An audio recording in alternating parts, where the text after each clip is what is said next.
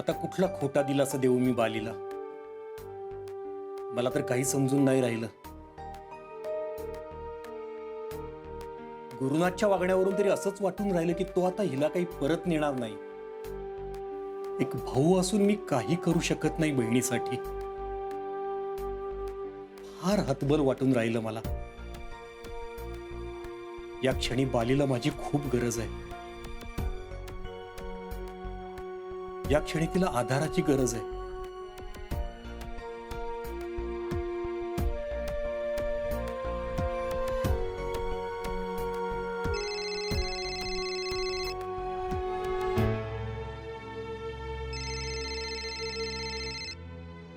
Hello, हां बोला साहेब.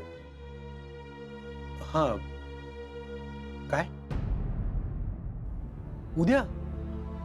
अहो पण नाही नाही, हो नाही, जातो मी. पण साहेब, मी तुम्हाला थोड्या वेळाने फोन करून सांगू का? नाही नाही नाही, मी मी मी करतो फोन साहेब. थोड्या वेळाने कळवतो.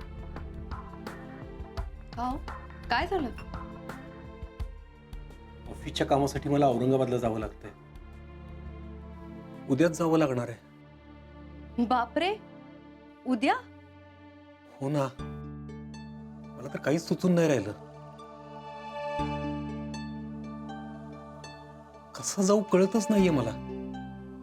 का? प्रॉब्लेम काय आहे? अगं, असं कसं बोलतेस तू चित्रा? तिथे राधिकाच्या आयुष्यात काय झालंय माहितीये ना? तिचा संसार तुटायची वेळ आलीये आणि तिला एकटीला सोडून मी असं औरंगाबादला निघून जाऊ?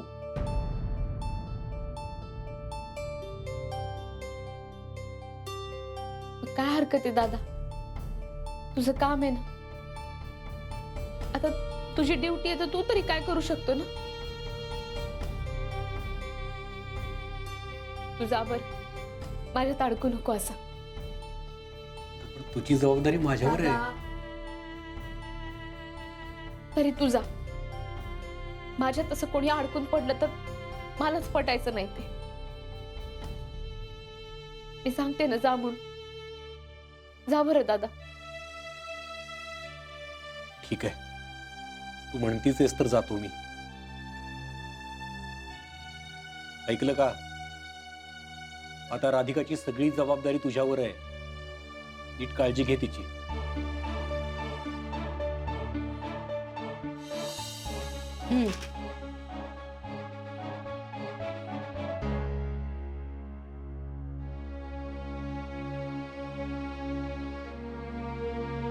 बघ बाले, तू तिच्या वागण्याकडे लक्ष देऊ नको. अगं बैताडच आहे ती, काही कळत नाही तिला.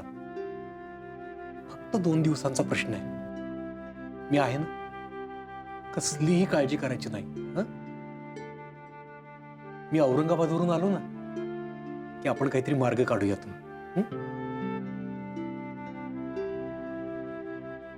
आणि हो, मी आल्यानंतर आपण अथर्वलाही घेऊन येऊया.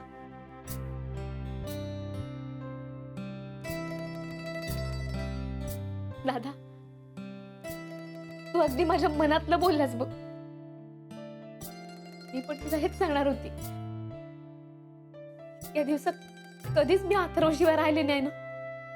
इतकी सवय आहे मला त्याची. मला पण त्याची खूपच आठवण येऊन राहिली. आपण त्याला घेऊन येऊया. हो बाले, नक्की घेऊन येऊ आपण त्याला.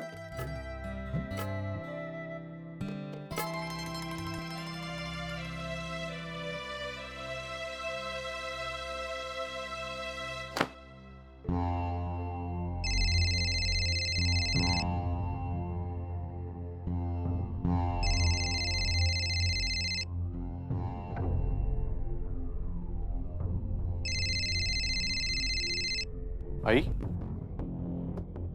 ही कशाला फोन करते? आई, मी जरा घाईत आहे, नंतर फोन करतो. कायची घाई रे? हा, जरा थोडा वेळ बोल माझ्यासोबत. आता काय बोलायचंय तुला? झालं का तुझं डोकं शांत? नाही म्हटलं, डोकं शांत झालं असेल आणि घाईघाईनं राधिकाला परत आणण्यासाठी निघाला असशील तर तुला त्रास नाही देत. आत्ताच ठेवते फोन. बरं आई, मी सगळे निर्णय हे शांत डोक्यानेच घेतो आणि हा निर्णय घेण्याच्या आधी मी 1000 वेळा विचार केलाय, त्यामुळे यामध्ये बदल होणं शक्य नाहीये. मी जे काही केलंय ते पूर्ण विचार करूनच केलंय. ओके? नाही पोरा, पुरा विचार नाही केलायस तू गुरु. राधिकाच्या आयुष्याचा, तिच्या जबाबदारीचा, अथर्वाचा, कोणाकोणाचाही तू पुरा विचार केलेला नाहीये. मला मान्य आहे तुला राधिकापेक्षा ती शनया जास्त आवडते, कारण ती मॉडर्न जमान्याची आहे, सुंदर दिसते. अरे बाबा, पण हे असं वरवरचं सौंदर्य आणि त्याचं आकर्षण आज ना उद्या संपते गुरु. मनातलं सौंदर्य जे असतं ते कायम टिकून राहतं आणि ते राधिका जवळ आहे. हे समजून घेण्याचा प्रयत्न कर ना तू बाळा. का क्षणिक मोहापायी स्वतःच्या कुटुंबाला उद्ध्वस्त करून आला तू? का? आई, मला प्रेम आणि मोह आई, मला प्रेम आणि मोह यातला फरक कळतो. शनायाबद्दल काही मला फक्त अट्रॅक्शन वाटत नाही, माझं प्रेम आहे तिच्यावर. हे कायचं स्वार्थी प्रेम रे? प्रेम त्यागात असते गुरु, हिसकावण्यात नसते. अरे त्या पोट्टीला कळत नाही का, एवढी अक्कल नाही का की बुवा आपण एका घरगृहस्थी असलेल्या लग्न झालेल्या माणसाच्या प्रेमात पडलोय? हे सगळं मूर्खपणाचं आहे. ह्याच्याने त्या माणसाच्या संसाराचं वाटोळ होईल. एवढंही समजून नाही राहिलं का तिला? जाऊ दे ना, मीच मूर्ख आहे. त्या भयाड पोट्टीकडनं या असल्या समजूतदारीची अपेक्षा करून राहिली मी. ए आई, तू फक्त शनायाला दोष देऊ नकोस. मी काहून कोणाला दोष देऊ रे? नाही नाही, मी कोणालाच दोष देत नाहीये गुरु. मी सत्य परिस्थिती तुला सांगण्याचा प्रयत्न करून राहिले बस. दोष कोणाचा असेल ना बाबा, तर तो नशिबाचा आहे, आमच्या आणि राधिकाच्या. हे पाय गुरु, तू जसा तिचा नवरा आहेस ना, तसे आम्ही तिचे सासू सासरे आहोत. आई बाबा बोलते ती आम्हाला. देवा ब्राह्मणांच्या साक्षीनं आम्ही लग्न लावून दिलंय तुमचं.